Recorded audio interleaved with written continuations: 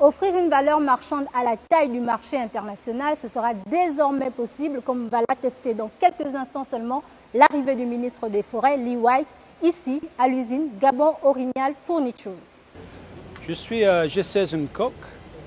On est venu pour une journée qui, pour moi, est un petit peu historique parce qu'on va charger le premier conteneur des meubles faits en Kevezingo. Kevezingo exploité avant l'interdiction d'exploitation, qui a été transformé ici dans une usine à Nkok et qui maintenant va être exporté en Chine. Donc c'est la fameuse troisième transformation de Kevezingo. C'est possible au Gabon, c'est possible de prendre ce bois et le transformer dans les beaux meubles qui vont coûter très cher en Chine. Donc je voulais être là personnellement pour voir les premiers meubles chargés dans le conteneur pour l'exploitation, parce que je pense que c'est le début de quelque chose de très important pour le Gabon.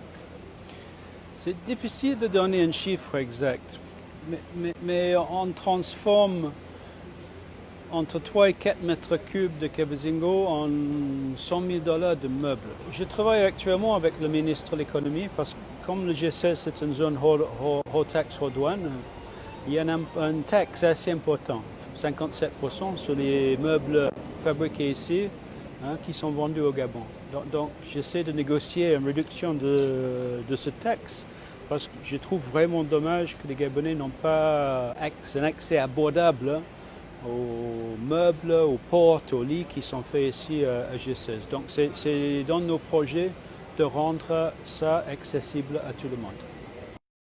Par ce geste symbolique du ministre des Forêts, le Gabon devient un pays exportateur de meubles conçus à base de Kevezingo transformés. Il est très content d'avoir enfin l'autorisation d'exporter ses premiers meubles. Ça le donne confiance dans le gouvernement et il est convaincu qu'il y aura beaucoup plus d'investisseurs qui vont suivre maintenant qu'on voit que c'est possible.